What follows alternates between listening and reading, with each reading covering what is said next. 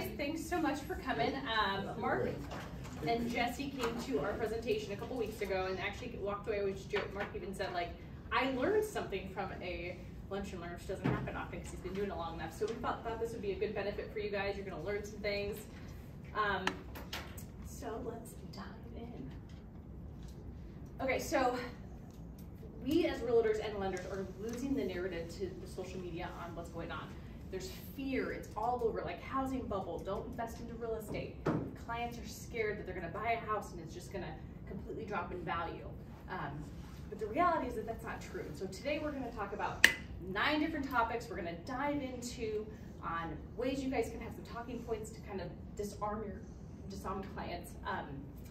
Dylan and I's job is to really truly help you guys convert more leads. You don't need to talk to more people. If you actually thought about how many people you guys talk to in a day, you look at like your closed deals, you don't need to get more leads and talk to more people. You just need to convert more. And so that's our job, is to help you convert more leads, disarm, educate clients, and help them understand what's really going on in the market. And that's what we're going to do today. So we're going to kind of go through some questions. I want you guys to think about, who have you talked to in the last 6 months to even like 2 years, okay? Since the whole crazy market. Who have you talked to that didn't buy?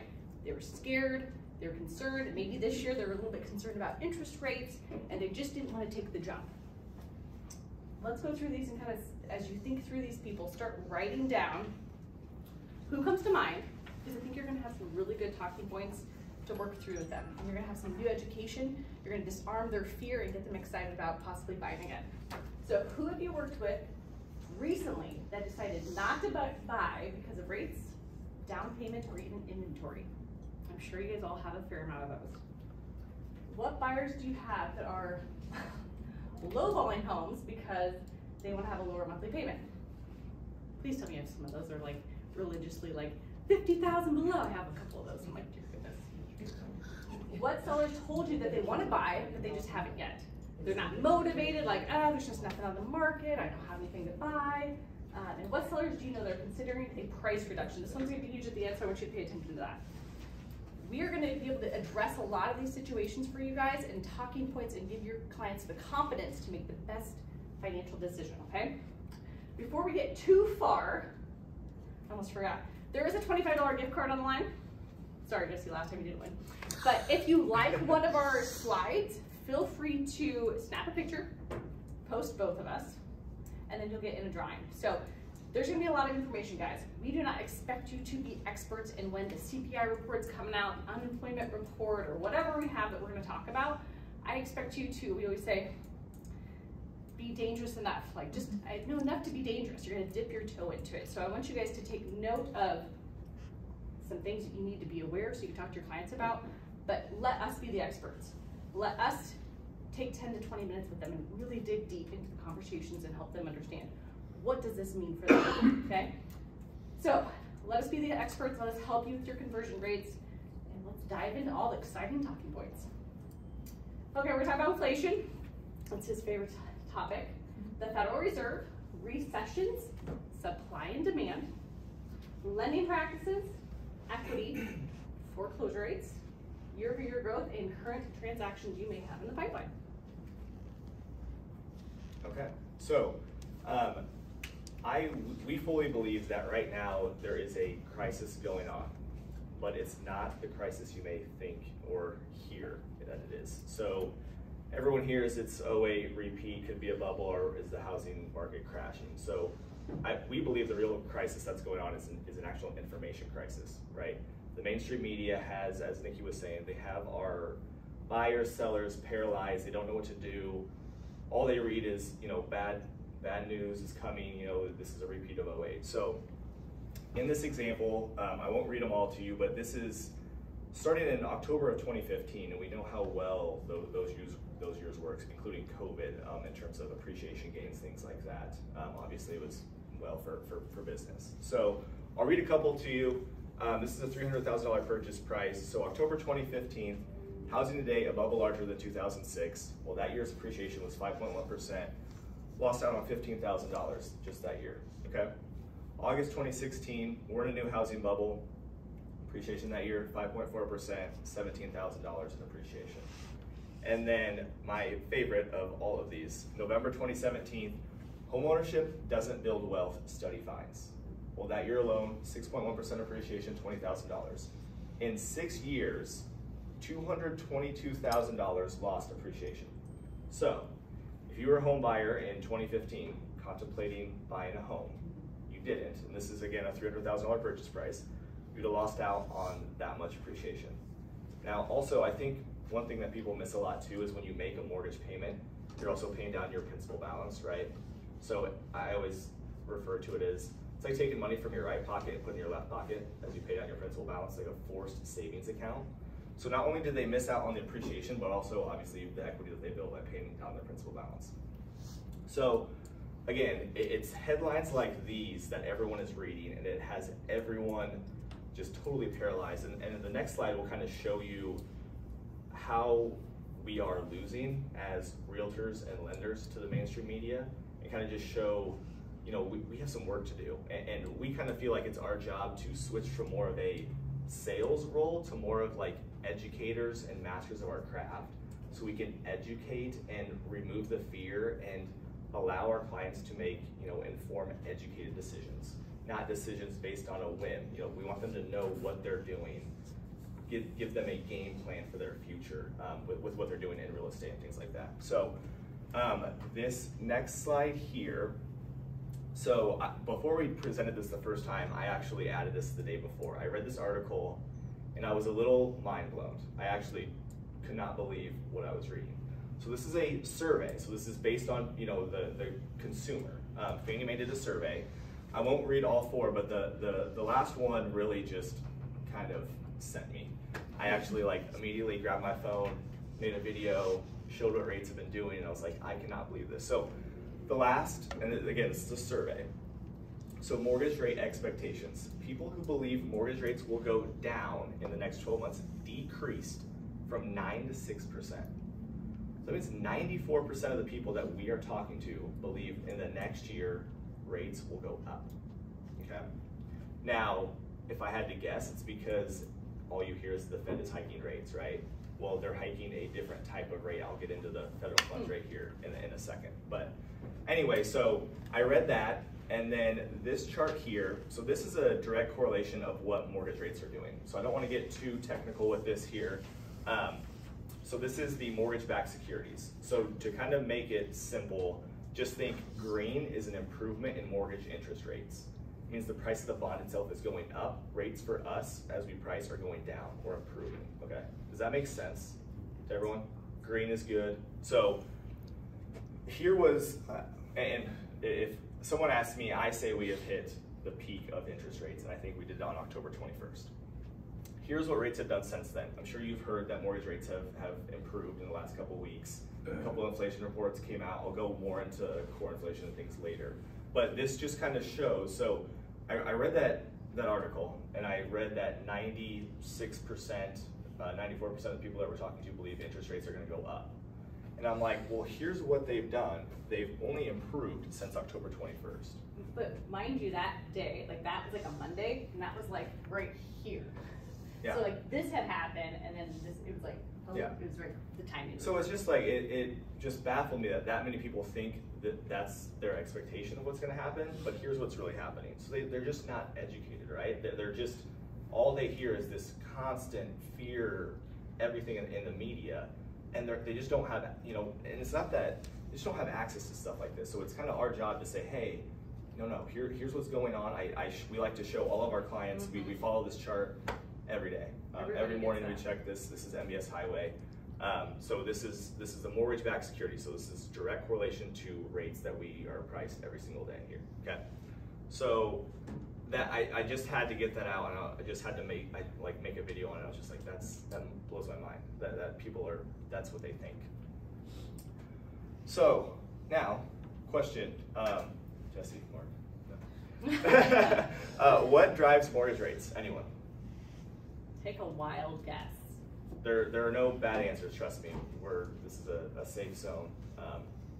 We don't expect everyone to know this kind of stuff. And yes, throw something out. The bond market. Yeah. what drives the bond market to act the way it does? So yes, that last chart was the bond market, correct? So that was a direct correlation, but what causes the green and red days? That's kind of what, if that makes sense. The U.S. economy? Essentially. Yeah, no, good answer. Yeah, so it's literally inflation. And inflation drives mortgage rates. So and let's just say, what is inflation? So inflation is too many dollars chasing too few products, right? So during COVID, we were getting stimulus checks, a lot of money was being printed, right? We had a lot of cash and flowing through the economy, okay? And it's similar to real estate. So what do we have problem with right now in real estate? Obviously, inventory is a problem. We have a lot of buyers. We don't have a lot of houses for sale. So what happened to prices over COVID? They went skyrocket. While rates were low, we had so many people flooding the market wanting to buy. It caused prices to go up. That's like inflation with related to anything else. You have too many people wanting one thing, the price of that one thing is going to go up. Does that make sense? Okay. If anything doesn't make sense, feel free to kind of just butt in and yell. That we want to make sure that we'll get a little deep. Yeah, it will get a little deep. So seriously, don't hesitate on butting in. So that is inflation. So what is the Fed trying to do to curb inflation? Stop spending. Right. They're trying to what we call a term of demand destruction. So they're trying to take dollars out of the economy, right? We need to slow down the economy, which will slow down inflation, which will in return also do what for us in mortgage? Lower rates. Just know as inflation lowers, so will mortgage interest rates, okay? So what the Fed is doing is they're hiking the federal funds rate. So this is why I believe that the 94% of people think rates are gonna improve, because you hear a headline saying the Fed has raised rates. Well, they don't specify what they're raising. So they're raising the federal funds rate. And this is really important to have a distinction between those two. Does everyone know what the federal funds rate is, where it's at, kind of what it affects? So it affects our more short-term lending. So think auto loans, credit cards, home equity lines of credit, personal loans, okay? So as the Fed hikes the federal funds rate, you're gonna see your credit card interest rate go up. Any auto loans that you get, those are gonna go up. Does that make sense? That's the rate that they're hiking, okay? So it's not, and actually, if you were to go back to the mortgage-backed securities chart, there was one day, and I talked about it over in the summer, but it was July 27th, they came out with another hike, right? And that day, mortgage interest rates actually improved tremendously. So I had a friend come up to me and say, oh my gosh, I heard the Fed hiked your rates today. And I said, they hiked the federal funds rate, but my personal mortgage rates actually improved, okay? So huge difference between the federal funds rate that they're hiking and then what we see in mortgage, okay? So that is inflation in a nutshell. Right now, the federal funds rate, it's in a range. It's between 3.75 and 4%. On December 14th, the Fed meets again, and they're supposedly gonna hike another 50 basis points. Hopefully, that's the end of hiking, because we like to say what the Fed does is and actually a Fed president said this once. He said it's like the Fed does, they over exaggerate, right? They get in the shower, you get in the shower, the water's cold, you crank it to hot. Well, then you're steaming hot, you crank it to cold. So what the Fed does is they hike the crap out of the federal funds rate, and they don't look 3 to 6 months in the future of what that's gonna do. So they're hiking it. The last 4 meetings, they've hiked it 75 basis points. December 14th looks like it's gonna be a 50 basis point hike, okay? So they're not necessarily looking at 3 to 6 months down the road. They're just saying, hey, we'll do whatever it takes to curb inflation. Even if we have thousands of people losing their job, things like that. So not ideal what they're doing, but now they're doing whatever it takes to curb inflation. So that's kind of the byproduct of that. Okay. Inflation drives mortgage rates. So here we have inflation and mortgage rates. On top, the top line here, the blue line is mortgage rates, and the bottom line is inflation. So you can see as mortgage rates go up, or as inflation goes up, mortgage rates go up. As they come down, mortgage rates comes down. So what happened right here? Does anyone know? This is 2020 to 2022. That was obviously COVID, right? So why did interest rates stay so low over COVID? Well, the Fed rigged the game. So they artificially bought a whole lot of mortgage-backed securities to keep rates low, to keep people borrowing, right? during COVID, it was basically a lockdown. How do we get people to spend money? We keep interest rates low, okay? But notice what happened to inflation as the Fed was still doing this. So rather than allowing rates to follow inflation like they naturally do, and does anyone remember what the Fed said about inflation when it first started? The term they used? Transitory. Yes, very good. They said it was transitory. Well, clearly, it wasn't. So anyway, yes, they said it was transitory. They kept buying mortgage-backed securities, and then what happens the second they stop buying mortgage-backed securities? Boom, we fall right back in line with inflation as it should have all along. Rates should not have stayed that low for that long a time over COVID. It should not have. So, kind of stinks now, but you know, thank the Fed for that. Maybe you got in, that's good. Yeah, definitely. But now we're dealing with crazy inflation, and yes, so it's going to be fun. Anyway, so this is Jerome Powell, our Fed president here, and he literally said, we now understand how little we understand about inflation. So to me, that's a little alarming. This is the most powerful financial person in the world who came out and said they don't really understand inflation. So and like the analogy I used before, you know, the hot water, cold water, they're always looking, they're driving in the rearview mirror, right? They're just looking at what's happened, what do we do to immediately fix this, not what's gonna happen when they were buying mortgage-backed securities, they weren't looking at what it would do 3 to 6 months in the future, right? Now rates are up to, well, they're coming back down, but 7.5-ish, so. There's 18,000 employees in the Fed, there's 400 PhDs. So we like to say there's definitely a difference between knowledge and wisdom. We want to be on the side of wisdom, right? We can acquire knowledge, but we need to be on the side of wisdom. If only the Fed maybe understood that maybe a little bit more, we would be okay. So this chart here, this is CPI. Everyone know what CPI, Consumer Price Index is? Kind of understand that? Does everyone know the difference between headline inflation and core inflation? Should explain it. I will. So core inflation strips out food and energy. The Fed says those are two things that they cannot control, food and energy. So when we look at what inflation is doing in the economy, we really look at the core inflation, okay? If you don't understand this, don't worry. No one comes out of the womb and is like, oh yeah, I know exactly what year-over-year core inflation is, right? So if you don't understand it, give me 5 minutes, you'll be a master at it. So right now, core inflation is at 6.3% year over year, according to the Consumer Price Index report, okay? How do we get to that number? We add up each of these months, and we get to 6.3%. So obviously, over the summer months, rates went up in mortgage pretty high, right? Why was that? If you understand this chart, you understand why that happened. So we were replacing really low numbers, 0.3, 0.2, 0.3, with high 0.7. So July, we went from a 0.3, then when we got this July's report, we went to a 0.7. So what did the year-over-year core inflation number do? It went like this. What did interest rates do? It went like this. Are you following how inflation drives rates, kind of? Okay, 0.2, replaced it with the 0.6. Oh, sorry, I was looking at June. 0.6. 0.3 September replaced with 0.6, okay? Now, what happened on November 10th? If you look at your mortgage-backed securities chart, there's a really tall green candlestick, right? November 10th, we got this number right here, a 0.3. What did that replace? A 0.6. So year-over-year core inflation went from 6.6 to 6.3, and mortgage interest rates acted accordingly. Does that make sense there? If it doesn't, that's okay. I can explain. Okay. So I feel like, and I wish the Fed specifically understood this chart. So why do I think?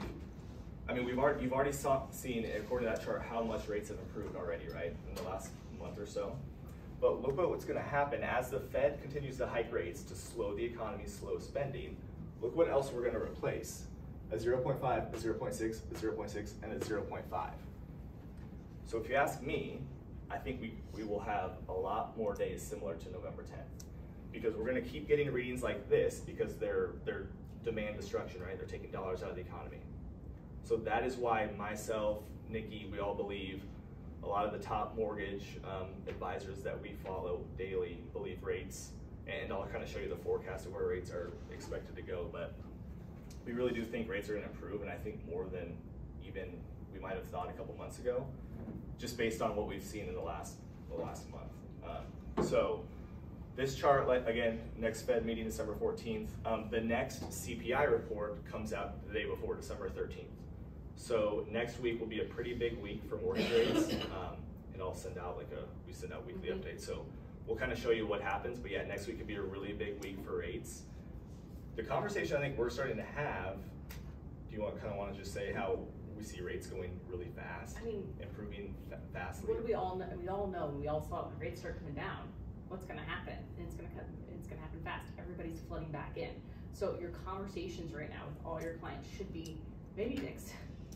Throw some reports out there, make you sound really smart, but talk to them about how time is of the essence. I really think I'm telling a lot of my clients, like December, January, and February, I feel like are the time for them to get in because it's winter and the rates aren't going to be as good for them to take advantage of this market, especially if they're needing contingency and seller pays and things like, or an FHA or a VA buyer. So that is the message that as I'm doing my 50 calls a day or a week to my clients, is getting that out to them and helping them understand.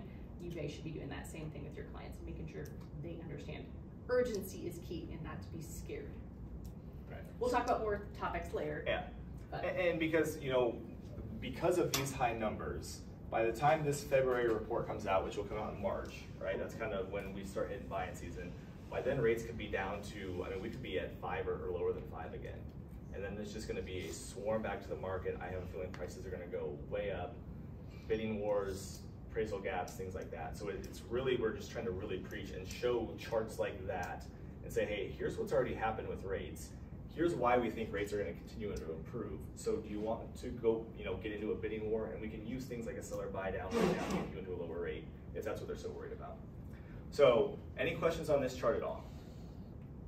Good, okay. So Fed hikes lead to recessions. So what's the definition of a recession? Or how about, does anyone know the textbook definition of a recession? Like, technically. It's 2 straight quarters of negative GDP. So we had that Q1 and Q2. So. When's Q3 come out? Actually, I saw a report, I was looking it up last night. Come out next week? No, so there's different readings. So the first 2 readings actually came out positive. So it sounds like we are gonna have positive GDP for Q3. Now I will say the Atlanta Fed, they do a forecast on August 29th. They said they projected GDP to be at 2.3%. 10 days later, they changed their forecast to 1.3%. Down a whole percentage, that is GDP for the entire nation, right? It's kind of a lot. And then 10 days later, they actually dropped it below 1. But I did see a couple of readings that it was above 2. Now it's not a finite number yet, but it sounds like we are going to be out of negative GDP. But anyway, so Fed hikes lead to recession. So when the Fed does what they're doing right now, right, they're hiking the federal funds rate, it leads to a recession. So you can see all these gray areas are recession. And you can see what happens right before the gray areas. The federal funds rate goes like this, okay? Hikes up, up, up, up, up. So as they do this, it leads to recessions. And we're gonna show you more graphs that show why what's going on right now leads us, if you don't believe we're in a recession based on the definition, some of these charts kind of support that. So I'm not gonna get too crazy into yield curves. They're not the sexiest, prettiest thing ever. I kind of just want to show what a healthy yield curve looks like and then show what we're dealing with right now in terms of a yield curve. So the most basic, to me, the easiest way to explain a yield curve. So the shorter length maturity, the shorter yield you're gonna get, right? So think of it in terms of a mortgage. A 15-year mortgage has a lower interest rate than a 30-year, correct? Does that make sense? So if I tie my money up with one of you, okay, and I'm gonna tie it up for 30 years, well, I want a greater rate of return on that because a lot can happen in 30 years, right? We call it an opportunity cost. So what if in 5 years another great opportunity arises? Well, I already tied up my money for 30 years. So I wanna make sure I'm getting paid on that 30 years because there's a lot that can happen. So that's why you're in a healthy yield curve. you know, your 5-year, your 10-year are going to be lower than your 30-year. Your 1 month, 2 month, 3 month, it's going to gradually go up. Does that make sense? Everyone kind of following that? Clear as mud? Okay. So that's a normal healthy yield curve. So this is what it should look like. Here's what today's yield curve looks like. Okay. So again, federal funds rate, we're at about, it's a range between 3.75 and 4%. So our 10-year, notice our 10-year is actually lower, is the lowest of all of them.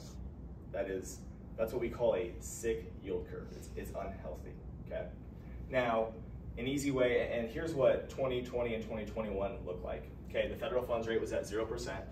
They were encouraging borrowing. They were printing a lot of money in the economy, okay? Caused inflation. Now, this is what is called an inverted yield curve. When you take your 10-year minus your 1 year, you have an inverted yield curve. You get a negative number. So what does a yield curve look like? And another thing to kind of notice with the yield curve, you can tell what they think rates are going to do for long-term lending based on what the end of the chart does. So the end of the chart is going like this. So what does that mean for long-term interest rate, like your 30-year notes? Rates are going to come down, right? So this is another reason why we think, along with everything else we've shown you, year-over-year core inflation, sick yield curve. So here is, oh, there we go. So an inverted yield curve has predicted the past 7 recessions. So every gray area is a recession. So whenever this, and again, you take your 10-year minus your 1 year, if you get a negative number, it's inverted, okay? So anytime we dip below this red line, we have an inverted yield curve. The last 7, so where are we at right now? Way down here, minus 1.18. So again, if you don't think we're in a recession, you know, the stats really don't lie here. So inverted yield curves lead to recession. So that's kind of all I'll really touch on with yield curves. They're not the most fun thing ever. But any questions on yield curves? No? Okay. So as you can sense the tone, Dylan and I love feds. Just kidding. They're not our favorite people. Again, as Dylan says, they're looking in the rearview mirror, lagging indicators, and not really looking at currently what's happening in the market when they're making their decisions. And the 3 to 6 months thing is scary that they're making decisions. How many in a row? You said 4? 4 rate hikes? 4 of 75 in December will be 5. So they made 5 rate hikes month after month, and they haven't allowed the 3 to 6 month to actually sit. So with that said, the feds are like, we can't possibly be in a recession. We're at an unemployment rate of 3.7. Last month we were at 3.5. The economy's doing well in their eyes. They're looking at like lagging indicators, lagging reports. They're looking at, you know, how everything's booming, things are doing well, behind, you know, steering wheel.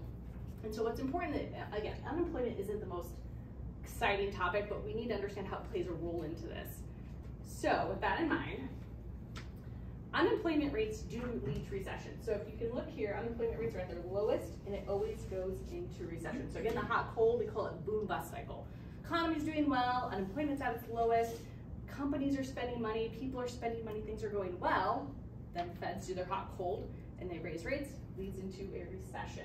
But why this is exciting and why all the graphs we were showing you are exciting is because mortgage rates in recessions. What happens? Historically, mortgage rates come down like clockwork. And so that's where I get excited, and where we get excited, because last year has been rough, right? Where interest rates are awful, but like we're in for good times, people. Interest rates are coming down. We know that there's hope, and so we're gonna get there. We've seen some improvement. But yeah, we've already seen it. It's already started. Yes. So. Wish it was slower. That's just my hearsay. But this is what's exciting. Letting clients understand like it's coming, educating them, understanding the impact that we're talking about. And so it just gets us exciting, but let's work through some other topics that clients are gonna get kind of nervous about. So I see all the time on the news that, you know, houses are gonna come down in value, I shouldn't buy, it's gonna be terrible, they're a terrible investment. Well, if you look, 8 out of 9 recessions, housing values hold their own, except for our lovely favorite 2008, okay? But we're gonna talk about that. So that really wasn't truly just a recession, okay guys? That was a real estate bubble. Obviously, we know that like mortgage regulations weren't great. We had stated income, stated value, no assets, pay option arm, you could pay whatever you want pretty much, and we'll just keep tacking on the interest. But that isn't the whole picture, so let's figure out what really made that recession different than this recession. So, does anybody know what a household formation is? Take a wild guess. Anybody? Michelle always answers in the back. Anybody? It's when households are formed. So let's say you were in college, you're ready to buy your first house, you enter the housing market, that's a household. Divorce, two people living in a house, they separate, somebody needs to buy a new home, that's a formation. So we're gonna give you some history here. So this is the builders here are in the yellow, and they're building houses at the record they've ever built. So you have 3, 4, 5, 6, they're building houses like crazy. Again, most they've ever built in this chart, you can see. What happened, and then something happens in 2006, the household formations cuts in half. Nobody was actually like strictly looking at data to figure out that that would happen. People are just living their best life, building all they can do. But supply and demand, half the amount of people, there's a huge issue. So you have bad regulations, and now you have a ton of houses on the market, and not enough people buying, supply and demand. What happens? You have a huge issue. Housing values are gonna tank, not like a normal recession. So, this is where I nerd out over, I get excited. Okay, so the average first-time homebuyer age is 33, okay? If you would literally line these charts up, it's super cool. I nerd out over it, but they line up perfectly. So what do we think happened 33 years ago that affected birthing rates to be super low? Any guesses? History buffs out there? I like that you're thinking. 33 years ago, abortion was legalized. So, you're doing fine, all these births, and bam, abortion hits. And so, that's a huge amount of dip, and so that nobody was looking at it. Nobody watched those birth rates, and that's what happened. So, this isn't a current situation that we're in. So, let's look at what we're at in comparison. So, we have 1.28 million houses on the market, and at that point, they had 3.8, okay? That's 2.5 million houses, less houses on the market than we were then. Huge. And now let's look at households. We had 116 million households. We had 130, okay? Perspective, guys. So we have 14 million more households looking for homes and 2.5 million less houses. Does that sound like a real estate bubble? Does that sound like something that's gonna go away over time? Like, over time, yes, but like immediately, that's a problem that we have. John, you gotta get more houses built. Just kidding. But seriously, so this is stuff that the clients need to understand. These are facts that I do on my pre-purchase consultation. I explain to clients what's going on with the rates, and I share these stats so they truly understand, like, now is the time, and there's so much equity to be built going forward, knowing that the supply and demand is an issue. So the appreciation values are gonna be there. And then when they say, well, I read that article last night, it says we're in a bubble, and you say, oh, really? So let me go grab that graph for you yeah. and text it to you. Just educating. We may do some of that. Okay, so this is just kind of an overview. So this is to talk about what we need to have the right amount of houses on the market. So housing starts at 1.3. Obviously, the houses get old, they have to destroy 0.1. So we have 1.2 that are getting built every year. We need 1.7. So again, 500,000 less houses being built. So perspective, this isn't going away overnight. So this is also another topic for clients who are discussing, like, how much equity are they going to be underwater and things like that. And so I actually going to start with this middle one because I think this is exciting. So if we had a 5% decline, 148,000 houses in the country would fall below like their value, be underwater. What did we say? Like, how many millions? Was it 100 million?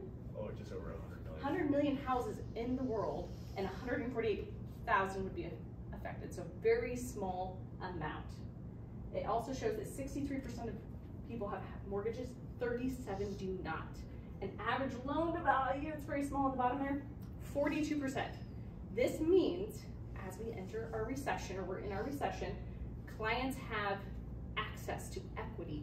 If job layoffs, they have options for cash out refinances, they can tap into that equity to live. Or back in 2008, we were underwater. So very different story, and people need to understand that. And then, this is always fun. So imagine you just see this little article right here. You're like, foreclosures are at its worst we've ever seen. This is what the news covers.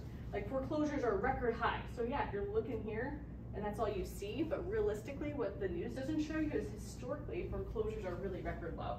So again, it's about the story and the fear that they're painting. Reality, it's actually not bad at all. It's actually a pretty good picture if you ask me. Because let's be honest, could you get a foreclosure in 20 and 21? Were you able to? I mean, you probably could if you really tried, but what happened in 20 and 21? We had forbearances. So it's really hard to get foreclosures there. So realistically, you're looking at 2 normal years there. Fantastic numbers. I don't know how they got 65,000 foreclosures. Maybe there's like, F it, take the house, I don't want it. So this is like part of my message to my clients and Dylan too. We do annual real estate reviews with our clients, and this is a topic that I like, comes near and dear to my heart, and our own like future plans for ourselves. So net worth, people in the country that have like the top 5% or even top 10% net worth, 2/3 of their net worth comes from home equity, investments, real estate. I preach it, I live it, I tell my clients they need real estate investments, we believe it. This is huge and clients need to understand that. So, this is just an example of Blackstone. So, news is saying don't buy investment, we hear it all the time, but Blackstone is doing a $3.3 billion investment into real estate. So, people with money and wealth investing in real estate. News, don't invest, it's scary, you're gonna have a housing bubble. Which one would you believe? People with money and who are investing, making good wealth, or people who are scared? I'm gonna err on this side here. Yeah, and they're not talking about it. They don't want you to be as successful as they. That's how the rich stay rich. So I added this one also last night. Well, it just goes to show, I mean, JP Morgan is about to spend $1 billion on hundreds of rental homes. So they're literally trying to keep everyone renting. They want the profits for themselves. They want home ownership. They want to own property. They want the real estate. They want appreciation gains that we saw on the slide at the beginning, right? $222,000. So it was just another example of what the wealthy are doing and then what the media is telling you to do. So it's just, I found that interesting. Before we get into that, so on your packet, the investment rate of return sheet, it's like CMPS at the top. So again, we do annual financial reviews with our clients, and we're actually digging in more than we ever have, just with our designation now. We understand wealth and how to help them build wealth. So we have conversations with our clients about their future. We talk about retirements, stocks, bonds. Every client that we have that is hitting like certain categories, we are having a conversation of how important investment properties are. So I've got quite a few clients. This is a worksheet that I did for a client. Let's look at Jesse's with him for a hot second. So a client of mine was looking at buying their first investment property, and so kind of dabbing the toe a little bit. And so we went through this scenario with them. Just here's what you're gonna buy it for, your down payment, how long you think you're gonna own the home. Now I did put an interest rate of 5 on there, by the way, and that's just because we anticipate that they're gonna be refinancing with me here soon. So this one did like more of a global perspective of what that would look like for the full 10 years. This even has flood insurance on it, guys, and they end up with a 20% rate of return on that bottom right-hand quarter. So clients are trying to figure out where to put their money at. Is this a good investment? And that's our job to advise them. Like if that said 6%, then maybe we need to pull back and really working with them to understand that that's huge wealth. So that is part of our, those people were excited, they need 20%. I'm under contract with them again, and they're buying another one, and that's 25%. So this is the kind of stuff that you need to work with your clients with, to have somebody that's gonna be a partner, they'd be able to walk through investment rate of returns, to educate them and help them understand these are right decisions to make. So it's just a quick slide on what the projections are for interest rates. We've kind of already gone over this. We've already seen what's already started to happen. Fannie Mae by Q3 2023, 4.5%, right? So again, just kind of going back to what's gonna happen, what I think is gonna happen, especially right around springtime, like March, after we replace those high numbers through the winter with low numbers. I think this will be very, very likely. So I won't go through all these, but Freddie Mac 5.5, Fannie Mae 4.4, and VA 4.9. So average 4.8% by Q3 next year. So. Oh, do you want to go back so you can get a picture? I got it. Okay. Oh. Anyway, so yeah, possible that rates go below 5%. People are fearful now. Supply is rising. Well, what's going to happen to supply once those rates come down and everyone floods back, right? It's going to be, we definitely have an inventory problem. I know we're probably getting close to time, so, and I know you guys have probably heard about temporary buy downs before. Is everyone pretty comfortable with them or have any questions? I don't want to take too much of your time. Has anyone used a temporary buy down? So I'll just kind of briefly explain. There's a 2-1 buy down and a 3-2-1 buy down. So basically you're taking seller concession rather than it going towards the borrower's closing costs. It's simply going into it's going to help them temporarily pay down their mortgage payment. So I get asked a lot, how do we advertise this or relay this message to borrowers? And this is, I think, the biggest takeaway is I would say, if you're trying to advertise it in an MLS listing or something like that, simply say, the seller is willing to contribute to your monthly payment, to the buyer's monthly payment for the first 2 or 3 years of their mortgage. That way, when you say 2-1 buy down or temporary buy down, they start thinking like, oh, ARM, or, you know, what's a 2-1, what's a 3-2-1. So, you know, as a realtor, I would advise having that and then saying, hey, you know, if you have more questions on it, speak to a lender that knows about buy downs. And then they kind of get more nitty gritty with it, right? So I don't expect you guys to understand it. There are some flyers with buy downs and kind of what amount is needed in terms of a seller concession to make them work. Obviously a 3-2-1 is going to require more from the seller than a 2-1. So I'll keep it simple and short. In a 2-1 buy down, for the first year, their interest rate is 2% lower than what they locked in on the market rate, right? So rates have improved. So let's say rate is 6.5. For that first year, they're paying a 4.5% rate. Year 2, it's 5.5. And if we get to year 3, ideally we would refinance them by then. It would go back to their 30-year rate. They're still qualified on a 30-year, yes? Yeah, are you qualifying based on the buy down amount or the? Good question. Nope, they're being qualified on the market rate that they're locked in. Yep. Not the buy down. Nope. Nope. Nope. That's strictly money coming from the seller to help them for the first 2 years or 30. So yes, they're still qualifying. It's still a 30-year. A lot of people ask that question because there was things like that going on before 08 where they were qualifying people when they shouldn't have been qualifying people, right? So no, lending guidelines are way more strict now than they were then. So anyway, 2-1 buy down, 3-2-1. I think there was 1, and you have a printout of seller concessions based on loan amount. Jesse had a good question last time in terms of, you know, if it's a VA, FHA, you can still use temporary buy downs and USDA as well. So. Oh, no, this is the last thing. I was just going to show, you know, the amount of money saved. And I did another one where it showed, I printed off yesterday, it was a $400,000 purchase price. And I showed what 10K in seller credit concession would do versus 10K in a price reduction. And in a 2-1 buy down, it was $400 savings per month for the first year versus 80 with the price reduction. So a lot of buyers, they think they just want to, you know, offer 10K under asking or 20K and be like, that's not where you save money. It's actually in a seller concession, put it towards your rate, like really save money. And that will bring buyers into the playing field, right? If they can see those amount of savings and then what we can do with saving them with a refi later, it might get them off the fence and buy a home now rather than waiting for rates to come down, right? Just like a quick real life scenario before we wrap up. I have quite a few clients that have been having this conversation, but one in particular, she had went and got qualified. Some guy basically came back, here's your payment, 30 years. She's like, I'm obviously not gonna buy this house. Nikki, thanks for your time. I'm like, wait, give me just a couple minutes, like, give me like an hour to work on your file. Went through what's called a dreams and goals call where we talked about her goals, her like struggles, her feelings, like emotions tied. She was scared, but then finding out that she was gonna have some raises in 2 years that were gonna be pretty significant. And so by digging deep into the client, which people should do, but they don't, allowed me to propose the seller buy down for the 2-1 buy down to her, show her what her payment was. It got in her comfort zone, and now she's on contract. But if she just would have went with Dude Guy's proposal and just was like, oh, 30-year, here you go, bye, she wouldn't have bought. So strategies, understanding, digging deep with your clients is huge. Making sure you're working with people that are having those qualified conversations is important. So again, as we kind of recap and circle back, you understand like things that you could be using for talking points with your clients and understanding really where it's going, and it's a great time to buy in. What's coming down 6 months down the pipeline? Who do you have that you've worked with that has not bought because of rates, buy down, inventory? Should you be having a conversation with them? Do you need us to help out with that conversation? I've been making calls today and trying to like rejuvenate them and educate them because right now you've got that 3 to 4 month window span. We're looking at who's low balling consistently 10 buy down solutions. Again, viability, helping them afford it.